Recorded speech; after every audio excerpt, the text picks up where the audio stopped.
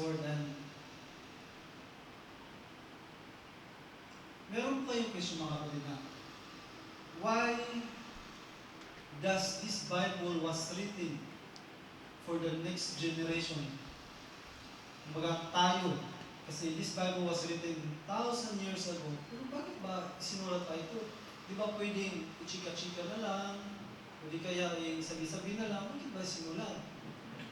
Alam niyo po mga kapatid, sinulat po ito, it was recorded for us, para matuto po tayo at meron tayong may-apply sa ating pang-araw-araw. Katulad lang po ng sa San Malo. It's an example po mga kapatid sa mga nangyayari sa ibang tao, na yung mga nag-JG walking, hinuhuli na. At yung multa, 300. Grabe, sabi ko, wow, grabe, 300 yung multa? 300, ang dami ko mamibili nun ng baboy, manok, baka, gulay. Sayang naman yung 300 dahil lang sa jaywalking, ilang steps lang yun. Tapos, pwede ka naman umiko, tapos 300 ka agad. Kaya kanina po pag-uwi ko, doon sa may Pacific is, nagtaka ako, bakit walang tumatawid? Sanay ako na tumawid dyan. Tatawid ba ako? Ngayon may pulis mo sa unahan. Sabi ko, araw-araw akong tumatawid dito, tapos ngayon parang hindi ako komportable kasi walang tumawid. Naku, 300 na, Lord. Hindi sabihin na sahod ngayon, babayad ako ng 300. Sus, nakakahiya, magkaroon ka ng record dahil sa jogging. Hindi po muna ako tumawid. Naghintay po ako na may tumawid. Tapos, may tumawid. Ayun, siya yung naging example ko na, pwede palang tumawid pala dito. Kaya yun, tumawid din po ako, hindi lang po ako umikot. Kaya, every time mga kapatid na meron tayong gagawin, maghanap po muna tayo ng example. Ginawa ko po muna ng example yung tumawid na yung para kung sitahin siya, fine, 300. Hindi na po ako tatawid.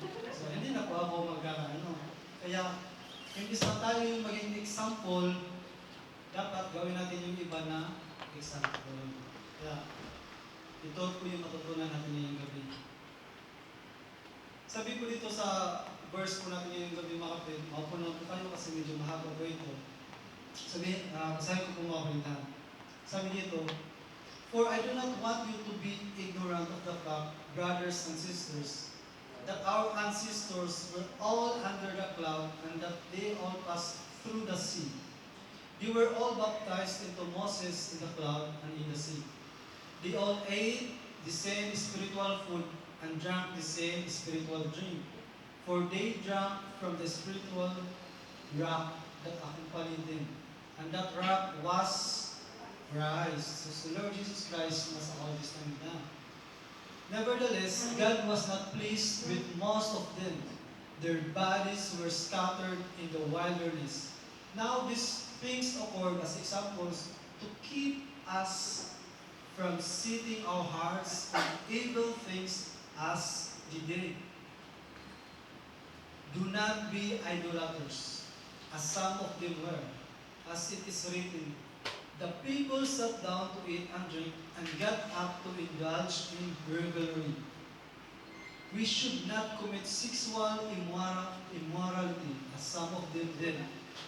In one day, 23,000 of them died. We should not test Christ, as some of them did, and were killed by snakes. And do not grumble, as some of them did, and were killed by the destroying angel. These things happened to them as examples and were written down as warnings for us, on whom the culmination of the ages has come. Pinamagatan ko po itong mga kapatid na learn from them. Lord God, let your name be exalted, Lord God, and help us to receive your word, Lord God, in Jesus' name. Amen. Learn from them. Learn from them. Katulad po na sinabi ko po kanina, I learn from other people. Malaking bagay po mga kapatid na matuto tayo sa ibang mga tao. Bakit? Kasi yung pagkakamali dito sa mundo is very common. At ang hirap kapag tayo yung ginawang example, tayo yung naging mistake, at sila yung natuto sa atin. Kumbaga, it's a better situation kung tayo yung natuto sa kanila. Katulad na nangyari ko kanina. Kung ako yung naging example, kawawa ako. Ako yung nakapag ng 300, tapos yung mga sumunod, nakaligtas. So, it's better to learn from them. Bakit po mga kapatid? Kasi, ang hirap po kapag nagkamali na po tayo, yung consequence, susunod talaga yung consequence. Whereas kung sila yung nagkamali, sa kanila na yung consequence at tayo, safe. Katulad ng mga parents, dapat we learn also from others. Sakto nga yung mga kapatid, di ba? Mga magulang, ikaw kasi, mga magulang, nagkukumparahan tayo, no? Kasi para sa atin, magaling, parang mas magaling kayo. Yung mga advice mga natin, alam mo kasi, ganito gawin mo sa anak mo, parang huwag mo siyang ipitan. Di ba? Kasi natuto tayo sa ibang mga ibang parents din. Katulad ng ibang parents, masyado din maluwag. Kasi masyado maluwag, malutuloy. Di ba? Yung mga experience na yung mga kapatid is observance natin sa ibang mga tao. Pero sad to say, kapag application na sa atin, hindi na natin nagawa. Kaya yung ini-explain natin, sinishare natin sa iba, dapat i-apply din natin sa atin. Sa mga sa mga millennials, katulad namin, mga younger adults, we also learn from others. Lalo na sa panahon po ngayon mga kapatid. Sa panahon po namin ngayon mga kapatid, having relationship with many people is very common na. But we learn from them that it is not good. Marami na pong nagkakaskit, marami nang nawawala ng tiwala.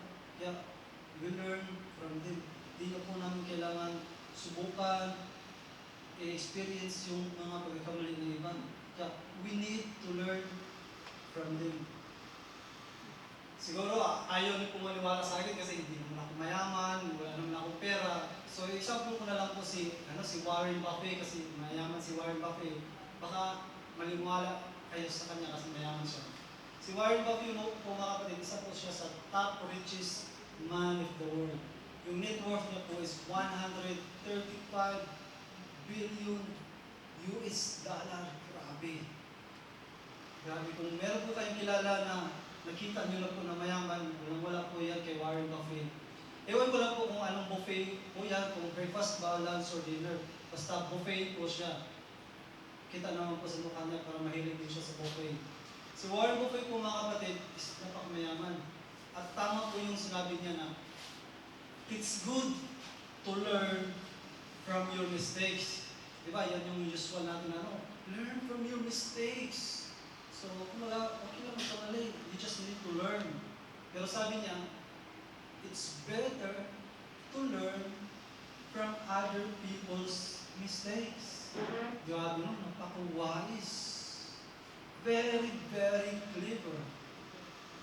So, yung mistakes pala, pwede natin mag-prevent from other mistakes.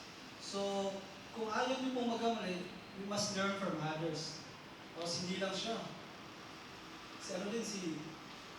Si Jack Ma, sabi ni Jack Ma, instead of learning from other people's success, learn from their mistakes.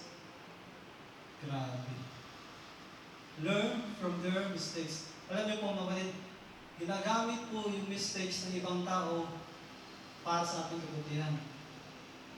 Nung nakaraang mga taon po, yung panahon ng December, yung mga bulilit po namin doon, yung mga pamangkin ko, uso po yung caroling. Grabe, nakaroon sila sa bahay. Tapos sa amin, sa barangay, yung mga bahay may mga aso. Tapos yung mga aso doon walang anti-rabies. Ayun yung mga pamangkin ko, nakaroling. May isang bahay mga pero aso, hinabol sila. Nakagat yung isang pamangkin ko. Yung kita ko ng pamangkin ko, mga 20, pero yung gastos ng mama niya, thousands. Hindi worth it. Kaya yung mga ibang parents, ginawang example yung pamangkin ko at hindi na sila nangaroling. At yung sister ko, ginawa niya yung example yung anak niya sa nakakabata niyang kapatid. Sabi niya, sige, mangaroling kayo para maanuhan kayo ng aso. Habulin kayo ng aso. Kaya ginawa niyang example ang isang mistake ng isang anak niya sa nakakabatang kapatid niya. So tayo, we also need to learn from other mistakes para hindi na sa atin yung consequence. So ano ba ang ating mga dapat iwasan ng mga mistakes? Sabi ni Apostol Paul, yung binasa natin ng verse kanina, do not be idolaters. From its word, idol. Ano ba yung idol?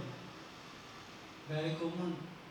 Idol po is anything that is treated equal or above God. Sa Old Testament po, marami pong tinatawag ng mga idols. Sila Dagon, sila Asherah, sila Baal. Sila po yung mga idols in the Old Testament. Sila po yung mga poste, mga kahoy, mga figures. In modern day mga kapatid, meron din ngayon mga figures, mga sinasamba natin na mga hindi naman nagsasalita, hindi naman kumikilos. Pero tayo mga Christians na hindi nag-worship ng mga image, ng mga figura, meron din tayong mga idols. The idols that we have could be our family, could be our job, could be our dream, could be your siblings, anything mga kapatid that will make them equal or above God is an idol. Alam niyo po mga kapatid, God is a jealous God. Ayaw po niya yung may kaagaw na atensyon sa atin. Kaya kung mapapansin niyo po mga kapatid, kung meron kayong idols, tinatanggal ng Lord. Kaya sabi ko po sa asawa ko mga kapatid na, if you love me more than God, lagot ka. Lagot din ako. Double damage. Kaya we try our best that God should be above ourselves. Kasi kung ilalove mo yung asawa ko more than God, lagot ako, lagot din siya. Double damage. Kaya we try to control na mag-away kami. Sige, away. Basta ako, mag-church pa rin ako. Kasi I love God more than you. So dapat gano'n din tayo mga kapatid.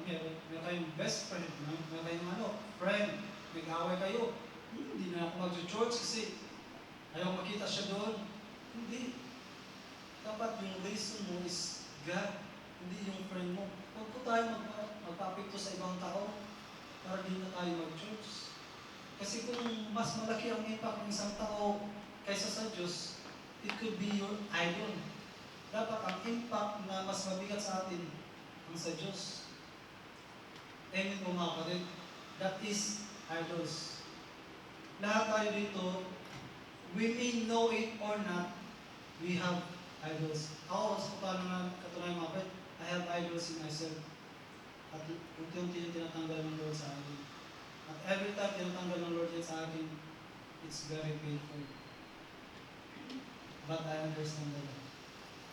I continue to submit to Lord. Sige Lord, tanggalin mo Lord. Kaya we should remove the idols in our lives para hindi magalit ang Lord sa atin. Pangalawa, na dapat hindi natin gawin, do not indulge in revelry. Alam niyo po yung revelry? Hindi po yan si Manny Pacquiao at si Juan Manuel Marquez na merong rivalry. Rivalry po yung mga kapatid. Iba po yung rivalry at revelry. Rivalry. Tongue twister tayo. Yung revelry po mga kapatid is making noise. Unnecessary noise. Alam niyo po yung kapag Sabado ng gabi, yun po yung revelry. Sabado ng gabi. Ang daming nagbibidyokihan, ang iingay, kasi bukas di ako eh. Yan po yung napapasin ko kapag Sabado po ng gabi. Tingnan niyo po bukas ng gabi. Merong revelry. Yun po yung mga unnecessary noise. Yung mga party-party, yung mga disco. Dumaan po tayo dyan, yung sa barangay natin, kapag may fiesta kinabukasan, may disco, di ba? Yan po yung mga revelry. Tapos, lasing na, nagsisigawan na, sino matawag dyan? Yan po yung mga revelry. Tapos, yung mga nag-uusapan na, wala kayo sa lulo ko. Mga malalakas yung boses. Tapos yung mga, yay! Yung mga nagsiselebrate. Yan po yung mga revelry, mga kapatid. Bakit galit ang Diyos sa revelry? Yung revelry po mga kapatid, sa time na ito na kinuha ni Apostle Paul is sa time ng gumawa si Aaron ng golden calf, yung gintong buya. Dahil si Moses matagal na po siyang bumaba. Ngayon nainig sila, so gumawa sila ng Diyos, yung gintong baka. Tapos nag-celebrate sila, hangingay sila, parang fiesta, Alam niyo po yung parang nag-ano ng posisyon. Grabe yung celebration. Galit ang Diyos. Bakit? Because they celebrate without God. They celebrate something that is not God. Any celebration that God is not involved, God is angry. Kasi ang celebration only meant for God. Kaya napapansin niyo po mga kapatid, kapag Christian ka, God is always involved. Sa birthday, nakakalungkot po yung birthday mga kapatid na mas malakas pa yung sigawan, pintuhan, pero yung prayer, thank you Lord for this food in Jesus' name. Napakabilis po ng prayer.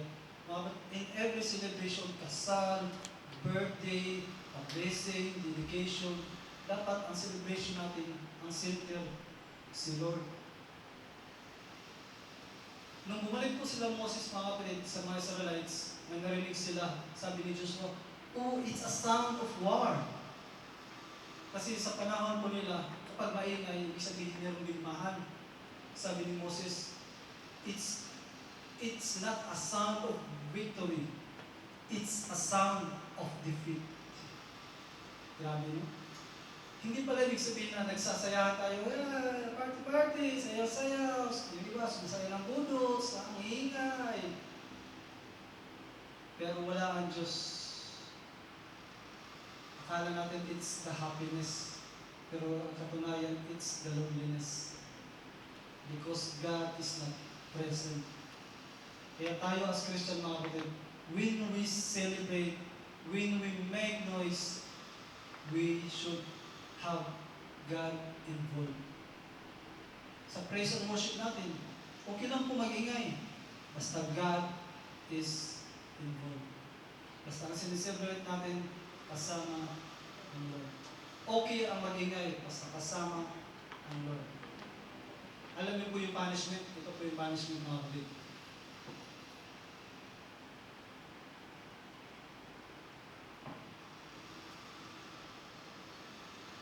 Nagalit si Lord. Sabi ng Diyos, I have seen these people, the Lord said to Moses, and they are stiff-necked people.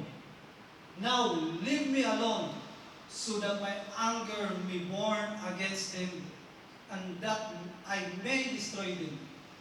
Then I will make you into a great nation. Grabe yung galit ng Diyos. Choosing nation, choosing people. But God is ready to destroy them. Choosing people, choosing nation, but God is willing to destroy them. I do believe mga kapatid, we are choosing people. We are choosing child of God. But God is able also to destroy us. If we are idolaters, if we are rebellious. Be careful who is your idol, who you celebrate, because God is angry and God is a jealous God. Kaya let's celebrate only with God, and we should only have one God.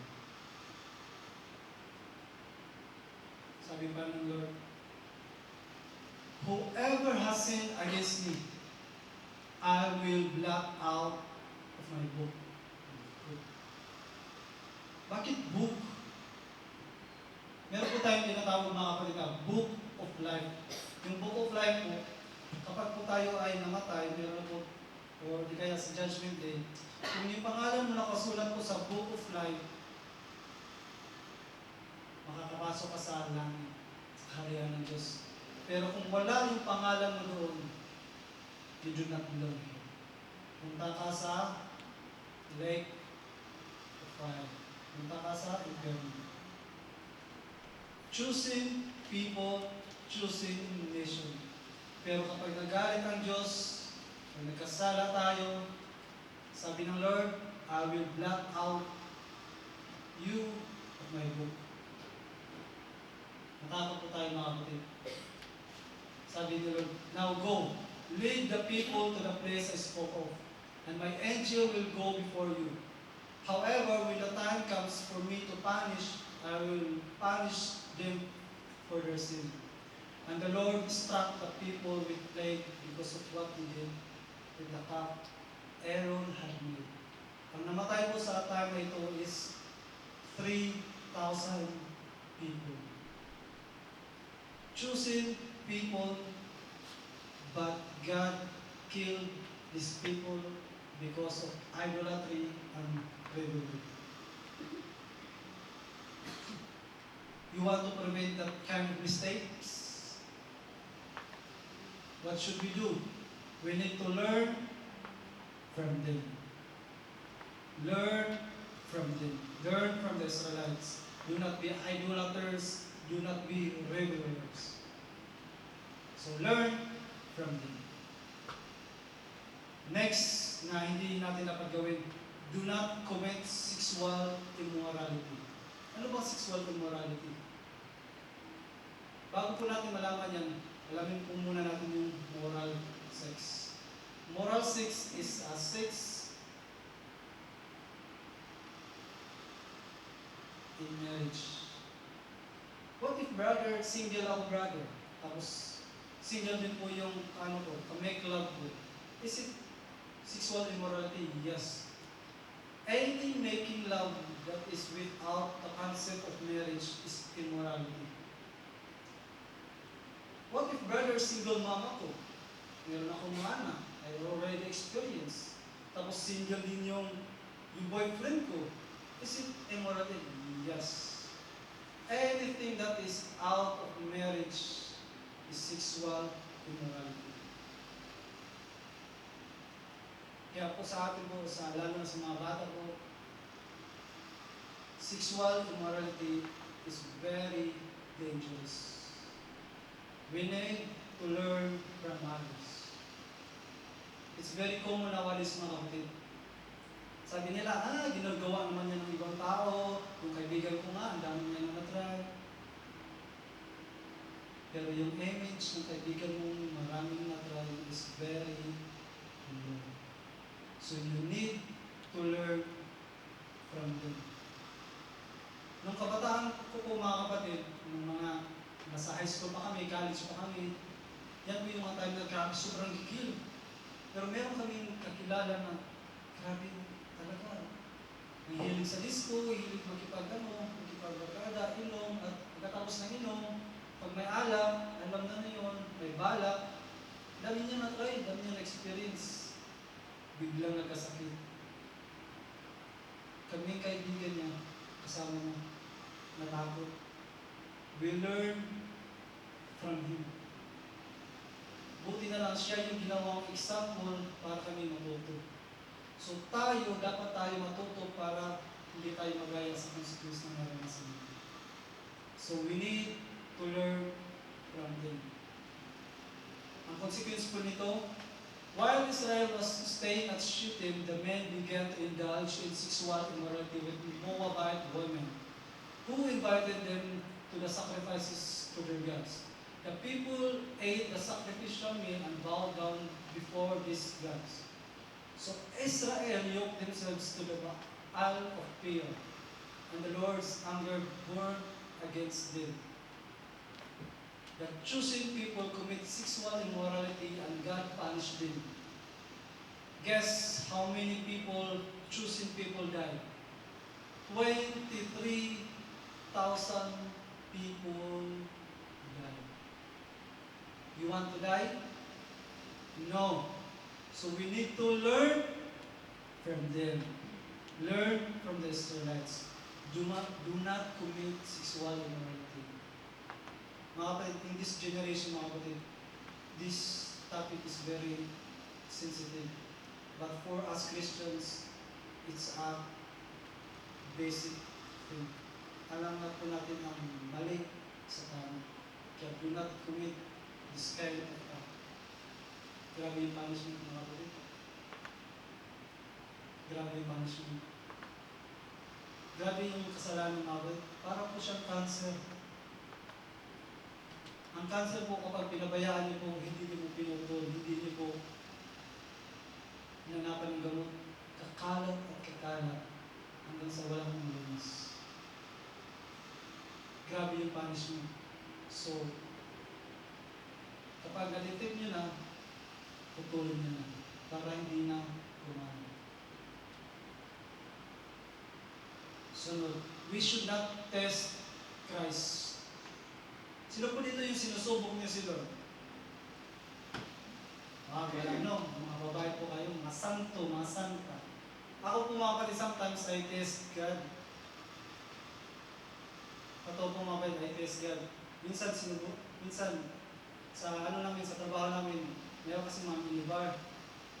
Minsan, nagugutom, natitim din po ako, lalo na yung chocolate Ferrero. Yun po talaga yung gusto ko. Kasi pagkain mo ng chocolate Ferrero, matamis siya sa labas, may peanuts, tapos sa loob, mas matamis pa talaga, tapos medyo liquid. So pagkagat mo siya, makakain mo siya, matutunaw, parang gusto mo naman. Kaya gusto ko yung Ferrero. Ngayon, merong setup sa hotel. Merong CCTV. Hindi naman siguro ako kumuha, hindi naman i-record yung CCTV kasi i-record lang yan, ano lang yan kapag may nangyari. Hindi naman siguro magagalit si Lord dito, isa naman. Kasubukan niyo ba yung mga kapatid? God is a loving God. Pwede niya ako i-forgive. Ay, hindi nyo yan yung experience. Mababait mo talaga ng kapatid. Ang galing mo. Mababait mo talaga. Ngayon ako mga kapatid, trinay ko. Kumain ako. I test God kung ano yung ano niya. Kasi loving God naman siya eh. Ngayon, kinain ko. Ang resulta mga kapatid, sumakit yung tiyan ko. Nagkatagyawat ako. Pero kapag bumili po ako sa Stanley mga kapatid, kakain ako ng chocolate Ferrero. Wala akong tagyawat.